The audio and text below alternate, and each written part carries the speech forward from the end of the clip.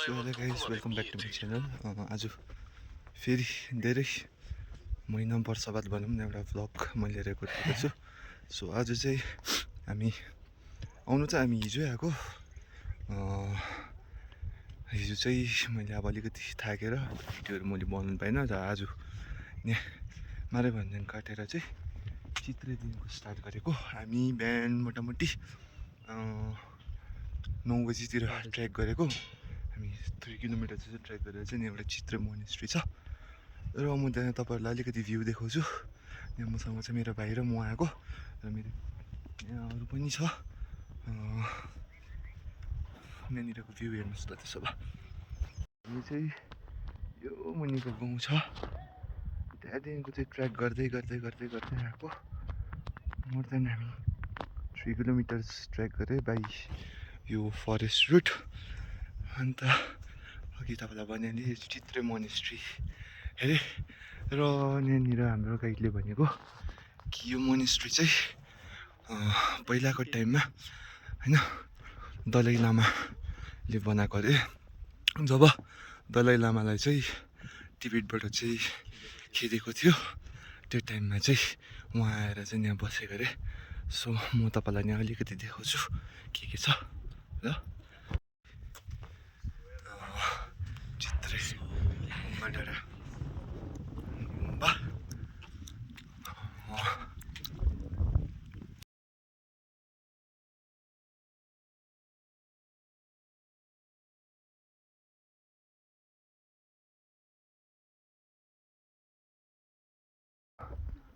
दामी खालको भ्यू छ।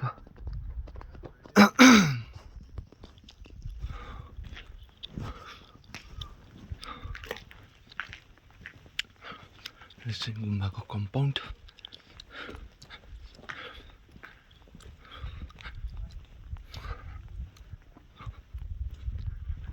वेदर चाहिँ माथि क्लियर छ, कतिवटा साइडमा चाहिँ डार्क भइरहेको छ। त्यो यतिकै भयो भने चाहिँ हामीले ट्रेक गर्नु पनि सजिलो हुन्छ।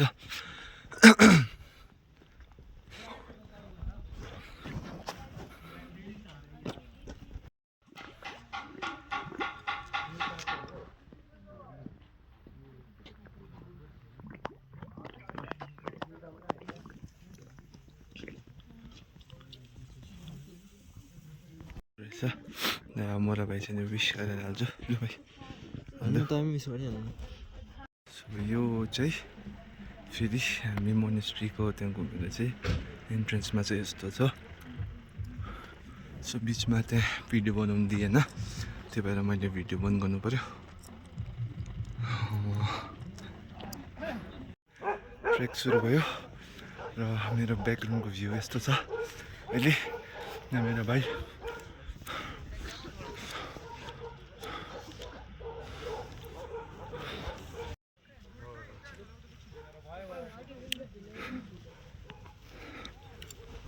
अहिले 12:20 हुन आँटेको छ र अब हाम्रो लन्च गर्ने जग्गा चाहिँ अलिक टाइम लाग्छ पुग्नु। र अहिले टी ब्रेकको लागि रोकिरहेको छु र यस्तो छ यहाँको वेदर अहिले। यो चाहिँ सायद शेर्पा कुकुर छैन, यो चाहिँ अलिकति लोकल खाले शेर्पा कुकुर भनौँ न यहाँको हो। मोटो रहेछ दादा। ज्याउ पोखरी, यो चाहिँ पोखरी चाहिँ आफै भएको अरे।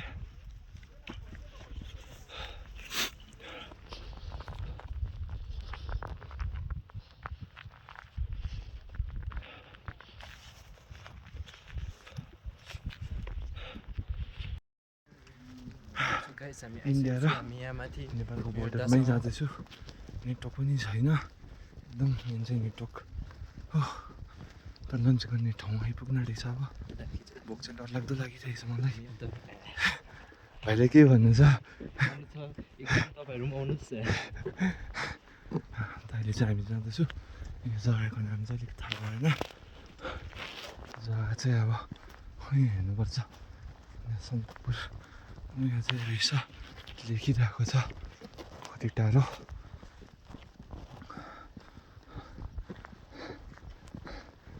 लेखेको त मेटिसकेको रहेछ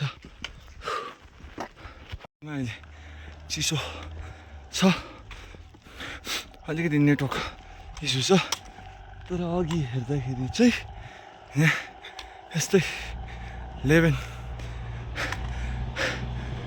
टेम्परेचर 11 को मात्रै देखाउँदै थियो एकदम अपिल डिफ्रेन्टहरू छ हामी चाहिँ यो मेन ल्यान्ड रोभर र गाडी कुद्ने road plus trekking route follow गर्दै आउँदैछु सायद यहाँ त अब जग्गा जग्गा फेरि भिडियो गर्नु देख्छ नि किनभने आर्मी क्याम्पहरू पर्दो रहेछ साइडमा सो सायद यहाँ पनि पाउँदैन होला हो यहाँ बेस क्याम्प रहेछ चाहिँ हाम्रो पोइन्ट चाहिँ यहाँ छ लन्च खाँदाखेरि चाहिँ अचम्म लाग्यो नि यहीँ पुग्दाखेरि चाहिँ के देख्यो भन्दाखेरि चाहिँ यो साइड जुन चाहिँ यो छ यो प्यासेज यो चाहिँ इन्डिया यस्तो आएपछि चाहिँ हामी फेरि नेपाल यति नै छ हाम्रो इन्डिया र नेपालमा फेरि अहिले हामी नेपालको भित्र भनौँ अब हामी त यहाँबाट चाहिँ यो ट्र्याकमा चाहिँ हामीले चाहिँ अब के भेट्ने रहेछ भने नेपालको फुड पनि प्लस इन्डियन फुड पनि दुइटै लन्च भएर पनि होमस्टे छ मैले एकदम नम्बर छोडिदिएर हेरिदिन्छु अङ्कलसँग अनि बात पनि गराइदिन्छु तपाईँलाई एक दिनको चाहिँ अङ्कल तपाईँले कति लिनुहुन्छ अङ्कल हामी पर हेड 1200 हो कि तर लन्च डिनर ब्रेकफास्ट स्न्याक्सहरू सबै पाउँछ टीहरू सबै के भन्नु हो तपाईँको होमस्टेको नाम हिलटप होमस्टे हिलटप होमस्टे गुगलमा सर्च गरेँ आइहाल्छ तपाईँले अब यो देख्नुभयो हेर्नुहोस् है कतिजना 28 जना क्यापेसिटी छ है यहाँ एकदम राम्रो खालके छ तपाईँले बुक गर्नु सक्नुहुन्छ नम्बर छोडिदिन्छु इन्क्लुडिङ लन्च एन्ड डिनर चाहिँ 1200 भन्दैछ यो चाहिँ एकदम क्लासिक पर हेड चाहिँ 1200 हो मजाको रहेछ तपाईँलाई म नम्बर हालिदिन्छु इफ तपाईँहरू प्लान गर्नुहुँदैछ सन्तकपुरपट्टि आउनु लागि त्यति बेला म अन्त तपाईँहरू ग्रुप आउँदैछ भने पनि ग्रुप आउँदैन एकजना दुईजना तिनजना चारजना पाँच छजना एकदम तातो रुम रहेछ है ल म नम्बर हालिदिन्छु तपाईँहरूलाई चाहियो भने कन्ट्याक्ट गर्न सक्नुहुन्छ अङ्कललाई कता छ बाटो यहाँ चाहिँ ट्रेकिङ आउनु लागि चाहिँ अलिकति पहिला नै प्रिपेयर चाहिँ भएर आउनु हो नभए चाहिँ नसक्ने रहेछ हो एटलिस्ट हामीले चाहिँ अलिकति हिल एरियाको भएर प्लस अलिअलि प्र्याक्टिस गरेर यतिको चाहिँ हामी जानु सक्दैछौँ हाम्रो भाइ चाहिँ एकदम जोसमा छ एकदम अगाडि हिँड्दैछ बाट चाहिँ उकालो जाँदैछु आज अब हाम्रो लगभग 12 किलोमिटर भइसक्यो सायद अब मेबी 1 किलोमिटर होला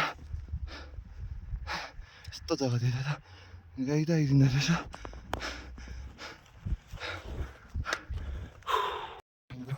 हल्का रेस्ट एकदम पहाड चढ्दै आएको अझै सुक्कालो यसरी चढ्नुपर्छ हामी दाजुभाइमा त फर्स्ट आइपुगेको किनभने हामी चाहिँ हिल्सबाट बिलङ गरेर अलिक हामीलाई सजिलो पर्दछ सजिलो भन्दा पनि कति जग्गामा हामीलाई पनि साह्रो पर्दछ बट हामीले गर्दैछु अझै यो माथि छ पर्ने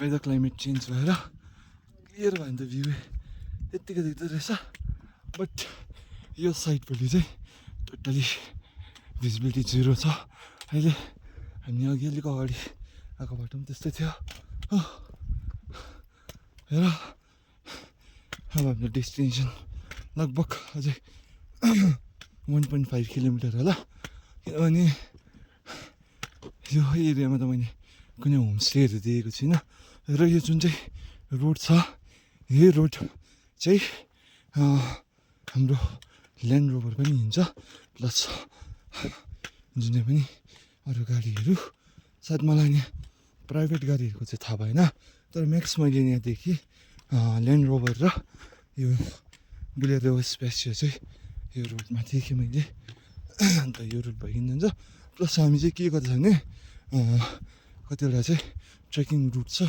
अन्त त यो भित्रभित्र जुन चाहिँ मैले स्टिकले देखाउँछु तपाईँलाई अनि कतिवटा चाहिँ हामी यो रोडबाट आउँदैछौँ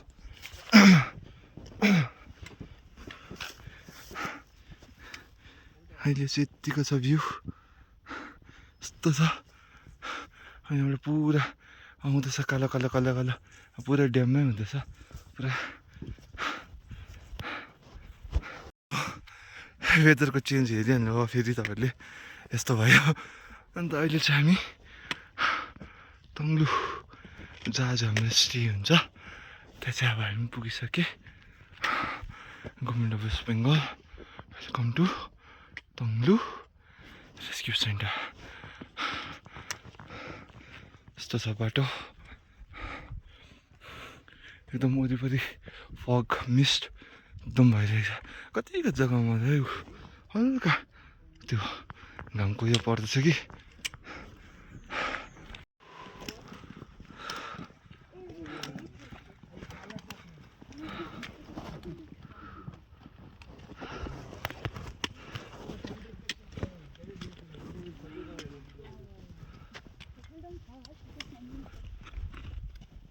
यहाँ चाहिँ हिमालयन यो जुन चाहिँ पहाडी कुकुर भन्छ यहाँबाट चाहिँ तपाईँहरूलाई म एउटा चिज देखाउँछु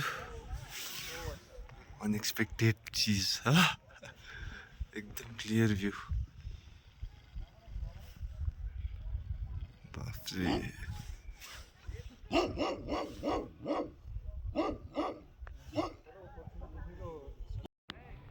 यहाँबाट चाहिँ भ्यू चाहिँ यत्तिको